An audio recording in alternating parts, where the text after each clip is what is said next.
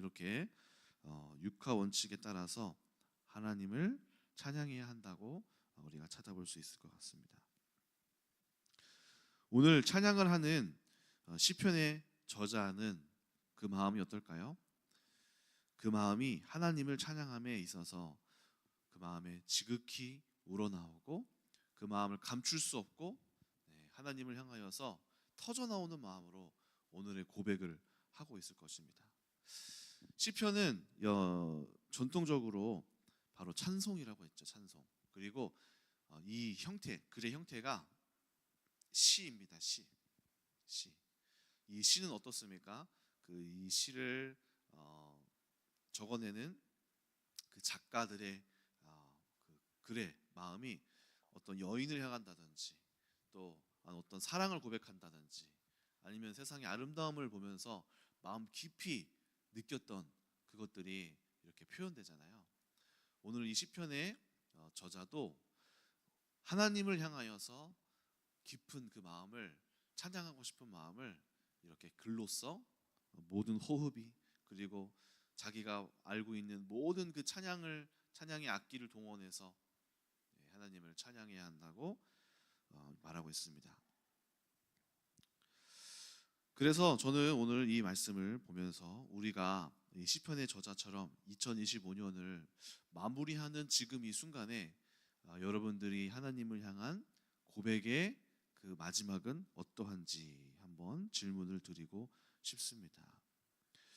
2025년 오늘 마지막 새벽 예배를 드리고 있는 여러분들 마음속에 하나님을 향하여 시편의 저자처럼 주님 감사합니다 이렇게 막 터져나오듯이 고백이 되어지나요? 아니면 서운함, 하나님 어떻게 이런 일이 또 있습니까? 왜 저에게는 하나님의 은혜가 임하지 않습니까? 하면서 서운함으로 남아있나요? 저는 오늘 여러분들이 진심으로 하나님을 찬양할 수 있는 그 고백이 터져 나오시기를 주님의 이름으로 찬양합니다. 축원합니다. 그러려면 하나님을 향하여서 우리가 진심으로 고백하려면요, 우리 안에 억지로 그냥 앞에서 찬양하니까 따라하세요 이게 아니라 진심으로 우리 마음속에서 어떤 하나님에 대한 경험과 그리고 하나님에 대한 깨달음과 체험이 있을 때 주님을 향하여 진심으로 찬양다워지게 되는 것입니다. 그래서 저는 여러분들에게 오늘 말씀을 통하여서 어떻게 하나님을 진심으로 찬양할 수 있을까 하는 것들을 찾아보기를 원합니다. 근데 저도 어렸을 때부터 모태신앙으로 이렇게 신앙생활을 해왔지만 사실 그 입술로만 할 때가 많았어요. 그러니까 이 찬양의 고백이 하나님을 사랑합니다라고 이렇게 여러 가지 고백들이 많이 나오잖아요. 근데 하나님을 솔직히 사랑하지 않는데 사랑합니다라고 입으로 고백할 때가 청소년 시절 때 아주 많았죠. 그러다가 하나님을 향하여 진실된 고백을 이제는 하게 되기 시작합니다. 이런 것들이 중국에 가서 하나님을 체험하면서 그리고 신학교에도 가면서 하나님을 알아가면서 그리고 긴 세월을 계속해서 이제 보내가면서 하나님을 정말 주님을 사랑합니다라는 말이 입술로만이 아니라 내 마음에서 나오기 시작하기까지는 말보다 이 마음과 말이 이렇게 언행이 일치가 되어져 가는 마음이 일치가 되어져 가는 그런 과정 속에 하나님에 대한 경험이 필요했던 것 같아요. 오늘 1절을 보니까 뭐라고 되어 있습니까? 어디서 찬양해야 하냐라고 했을 때 첫 번째로 할렐루야 그의 성소에서 하나님을 찬양하며 또 두 번째는 그의 권능의 궁창에서 찬양하라 이렇게 되어 있습니다. 이 본문을 자세히 살펴보면 그의 성소는 하나님의 성전을 말하겠죠.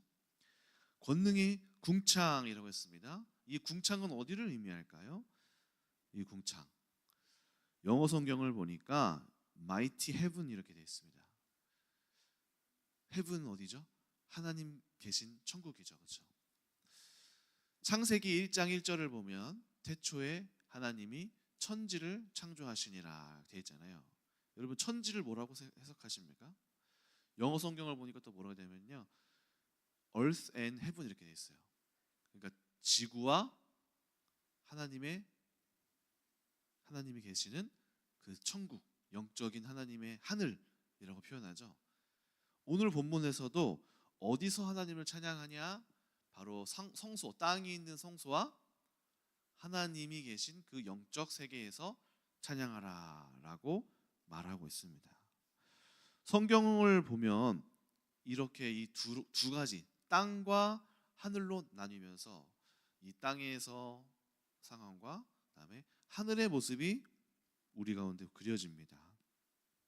요한계시록에도 이런 말씀들이 나타나죠. 요한계시록에도 사도 요한이 이 땅에서 막 핍박받고 하나님 큰일 났습니다, 큰일 났습니다 이렇게 막 슬퍼하니까 그를 데리고 환상 가운데에서 보여주시니 24 장로들과 24 보좌들이 흰 옷을 입고 금관을 쓰고 막 전에도 계시며 오늘도 계시며 장차 오시리다 하면서 그 관을 하나님께 드리며 하늘의 예배가 이루어지는 장면을 보게 되잖아요. 그렇죠? 이것이 무엇을 의미하나요? 바로 영적 세계를 보게 되는 것이죠. 영적 세계. 그래서 우리가 언제 하나님을 찬양할 수 있게 되나요? 우리가 언제 하나님을 진정으로 찬양할 수 있게 될까요? 이 땅에서만 살다가 눈이 어두워져서 땅의 것들만 보고 땅의 것들만 생각하고 땅의 상황들만 보며 살아가다가 우리의 눈이 활짝 열려서 영의 세계, 영적 세계를 보게 될 때 하나님이 계심과 하나님의 존재와 하나님의 일하심과 하나님이 우리를 향하신 약속과 우리의 행하신 일들과 우리의 존재와 우리의 출발과 우리를 얼마나 사랑하시는가를 그런 영적인 메시지들을 우리가 보고 깨닫게 될 때 우리가 바로 하나님을 찬양할 수 있게 되는 거죠. 우리에게 구원이 이루어진 것도 무엇입니까? 영적인 일이죠. 영적인 일. 우리 안에 놀라운 하나님 앞에서 기도하는 이 행위도 영적인 일이죠. 영적인 일.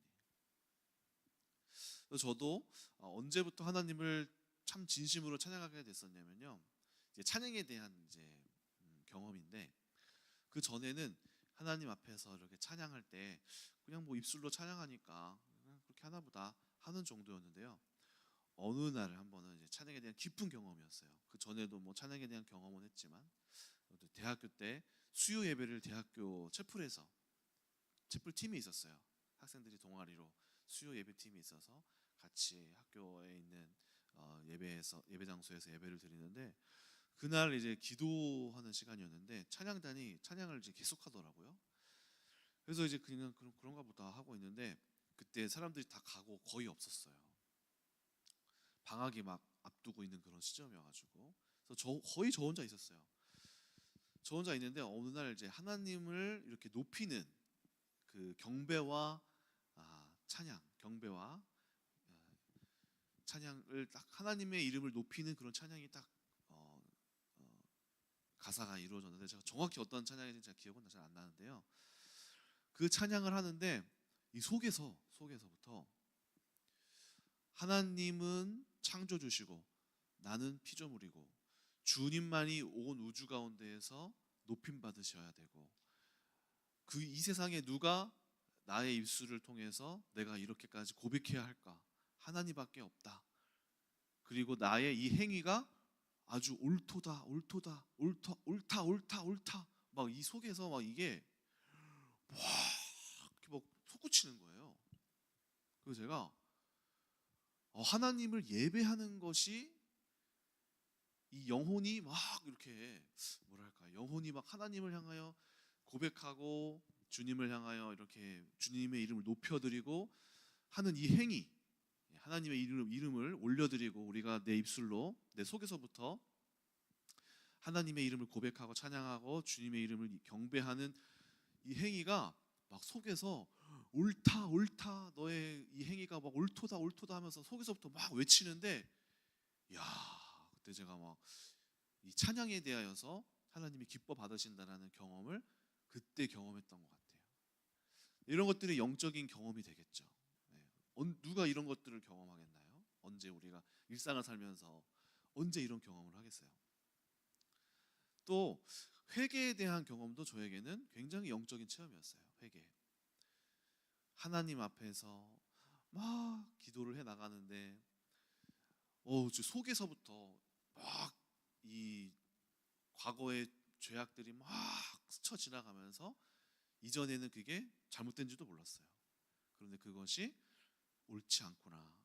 내가 큰 실수를 저질렀구나 하는 이 도덕적인 죄악들도 막 이렇게 스쳐 지나가면서 하나님 앞에 회개하게도 되기도 하고, 또 어떤 수련회 가서는요. 이제 수련회 가서는 존재의 회개가 됐었어요. 존재적 회개. 로마서 1장, 2장, 3장 이 말씀들이 막 이렇게 떠올라가면서 모든 사람이 죄를 범하였으며 하나님의 영광에 이르지 못하더니 의인은 없나니 아무도 없으며 로마서 6장 말씀들이 제 앞에 탁 펼쳐지면서 하나님이 저에게 내가 말씀에 이렇게 의인이 없다고 하는데 회개하지 않는 저를 말씀을 들이대시면서 네가 어찌 내 앞에서 의인일 수가 있느냐 네가 하면서 존재적인 회개를 막 했던, 나라는 인간이 하나님 앞에서 회개해야 될 존재구나 하면서 막 하나님 앞에 회개했었던 경험도 영적인 어떤 체험이었어요. 또 어느 때는 막 기도를 막 하는데 그때도 이제 수련회 기도였을 거예요.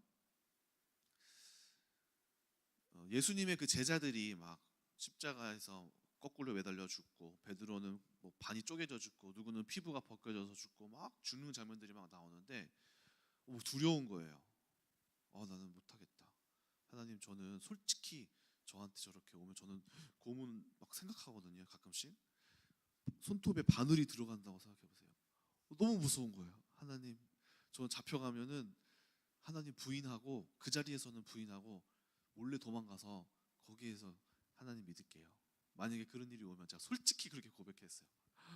그런데 하나님이 그때 막 저를 확 이렇게 덮으셨어요.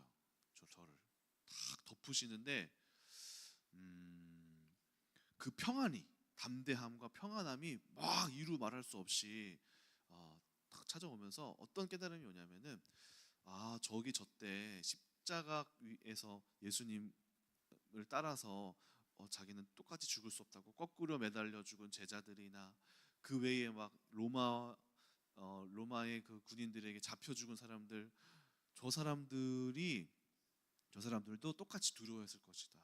그런데 그 죽음의 순간에 하나님께서 이렇게 덮어주시고 그로 말미암아 이겨냈을 것이다. 만약에 그렇다면 나도 두렵지만 하나님 앞에서 이런 순간이 온다면 나도 인간의 모습은 두렵지만 하나님께서 그 순간 나를 이렇게 덮어주신다면 저도 할 수 있을 것 같아요 하면서 그런 하나님과 이런 어떤 교제를 나누면서 그런 순간들이 이제 있는 것 같습니다. 그러니까 여러 가지 영적인 것들을 우리가 체험할 수 있게 되죠. 그런 것들도 이제 차곡차곡 해 나가면서 점점점 하나님을 알아가는 과정 중에 있는데요.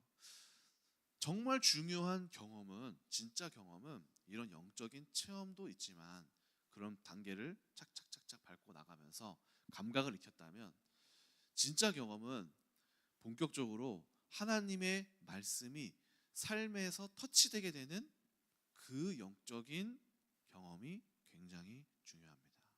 그래서 하나님의 말씀이 나의 인격을 건드리시고, 말씀이 나의 삶을 조명하시고, 하나님의 말씀이 나를 비추셔서 나를 마음을 치유하시고 건강하게 하시고 회복하게 하시고, 하나님의 말씀으로 내가 나의 죄를 발견하게 되고, 이렇게 성령의 인도를 따라서 말씀으로 인도를 받아서 딱 하게 되는 것, 이것이 참 중요한 그 하나님의 경험을 하게 되는 과정 중에 이렇게 그 중요한 고점인 것 같아요. 영적인 고점인 것 같아요.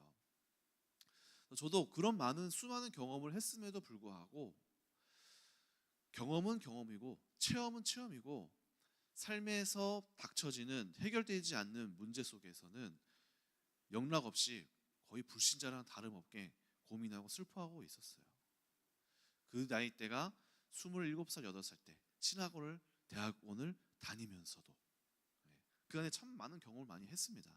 이런 영적인 체험을 했는데도 그럼에도 이 말씀이 사실화돼서 제 삶에 이렇게 터치되지 않았고 하나님을 온전히 믿지 못했던 마치 제자들이 예수님을 경험했지만 따랐지만 그 부활 이전에 부활하시고 난 다음의 모습이 아니라 그 3년 동안 베드로가 예수님을 따르면서도 여전히 영적인 세계가 완전히 열리지 않아서 의심하면서도 따르고 기적을 보면서도 예수님의 십자가의 죽음을 완전히 체험하지 못하고 또 오순절 마가다락방에 성령을 온전히 받지 못해서 자신의 육신으로 하나님 예수님을 따르고 있었던 삶의 문제가 여전히 있었던 그런 단계가 있는 것 같더라고요.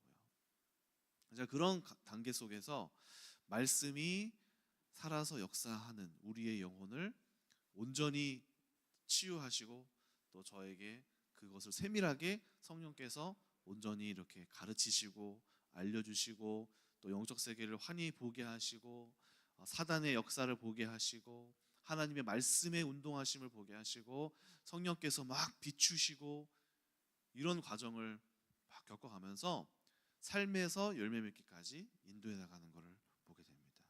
또 최근에는 저도 또 여러 가지 영적 싸움을 계속 하는데요. 막 옛날에 해결됐다가도 다시 반복되기도 하고 막 이럽니다. 최근에는 설교를 이제 하는데 사람들의 어떤 이런 반응에 대하여 저도 거기에 이제 뭔가 신경이 쓰이기 시작하는 순간이 있었습니다. 예를 들면은 중간에 뭐 청년부 예배를 하다가 막 사람들이 막 자고 있거나 아니면은 기도를 하는데 기도를 못 하고 있거나 아니면 중간에 뭐 화장실을 가거나 이러면은 이제 저에 대해서 돌아보게 되는 거죠. 아, 내 설교가 오늘 좀 부족했나? 아니면은 오늘 좀 집중하지 못했었나? 아, 오늘 좀 재미가 없었나? 그래서 막 재밌게 했어요. 그러면은 어떤 사람에게는 막 재밌게 따라오지만 어떤 사람에게는 표정을 제가 또 보면서 목사님 오늘 설교가 뭔가 깊이가 없었나? 하는 모습 또는 뭔가 사람들이 나에게 잘 이렇게 대해주지 못하는 모습을 보면서 저 사람들이 나를 별로 안 좋아하나? 저 청년이 나를 싫어하나? 그 사람의 비율을 맞추려고 하게 되는 이런 모습들을 이렇게 보게 되더라고요. 그러면서 이제 저의 속에서 씨름을 하게 되는 거죠. 이런 부분을 놓고 하나님, 제가 또 사람의 눈치를 보고 있네요. 감사하게도 어떤 이제 칼럼이나 글을 또 읽다가 이거에 대한 이야기를 또 마주하게 되더라고요. 이런 것들을 사람을 기쁘게 하는 사람의 마음을 기쁘게 하려고 쫓아다니는 이런 피플 플레저, 사람들을 하나님을 기쁘시게 하는 게 아니라 사람의 마음을 충족시키려고 내가 하는 행동임을 또 보게 됐어요. 그렇지. 내가 지금 무엇을 하고 있지? 사람을 충족시키려고 하는 것들을 또 하고 있구나 하면서 이런 영적인 싸움을 해 나가는 거죠. 그 전에는 어땠습니까? 이런 것들이 오게 될 때 사람의 기준을 맞추려고 하고 비교하게 되고 내 설교가 어떤 사람보다 더 뛰어나도록 막 사람의 눈에 맞추려고 하고 이런 마음속에서 매여 있었다면은 거기에 매여서 또 누구 목사님 누구 뭐 전도사님 설교를 보면서 막 비교하고 이런 굴레에 스스로 갇히게 된다는 거죠. 아주 뭐예요? 섬세한 영적인 나의 내면을 내가 볼 수 있게 되고 또 이것들로부터 매였던 내가 빠져나와서 자유해지고 그렇지 사람을 기쁘게 하는 존재가 아니라 하나님을 기쁘시게 하는 사람으로 내가 서야지.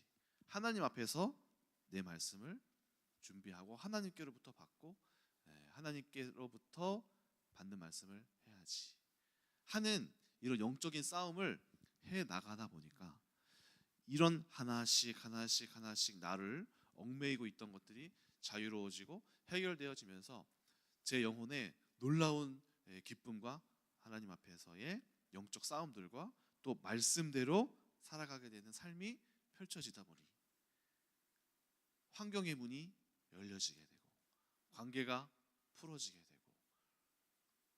이런 역사를 통해서 삶의 변화들이 막 찾아오더라는 것이죠. 그러다 보니까 영적으로도 하나님 앞에 말씀이 내 안에 찾아오죠. 내가 그동안 나를 얽매였던 것으로부터 또 자유해지죠. 하나님께서 또 이걸 보시고 기쁘게 여기셔서 환경의 문을 또 여시고 알게 해주시죠. 이러니까 하나님을 찬양할 수밖에 없는 이런 삶이 펼쳐지게 되는 것입니다. 오늘 2025년도 말씀을 오늘 마지막으로 하게 되는데요. 여러분들 삶에 혹시라도 어떤 마지막에 그 마음들이 있는지 모르겠지만은 하나님 앞에서 여러분들이 많은 삶의 기쁨과 진정으로 주님을 찬양하게 되는 마음의 영적 열매와 삶의 열매들이 넘쳐나기를 2026년도에는 혹시라도 잘 아직 올해 마무리되지 못한 분들이 계시다면 내년에는 정말 진정으로 하나님 앞에 내 영혼과 또 나의 환경 가운데 진심으로 주님을 찬양하고 하나님을 높일 수 있는 놀라운 축복의 일들이 넘치시길 주님의 이름으로 축원합니다. 기도하겠습니다. 하나님 감사합니다. 오늘 시편의 저자는 그 마음속 깊은 곳에서부터 진정으로 하나님을 찬양하였습니다. 오늘 우리 성도님들에게도 영적인 눈을 열어주시어서 하나님을 온전히 바라볼 수 있는 그러한 영적 감각이 있게 하시고 또 삶 가운데서도 하나님 앞에 기뻐 찬양할 수밖에 없는 놀라운 일들을 허락하시고 부어주시어서 아버지 앞에서 우리가 주님과 동행하며 그 기쁨을 온전히 누릴 수 있는 우리 성도님들 되게 하여 주시옵소서. 영적으로나 육적으로나 하나님 앞에서 누리는 성도님들 되게 하여 주시옵소서. 감사드리며 예수님의 이름으로 기도합니다. 아멘.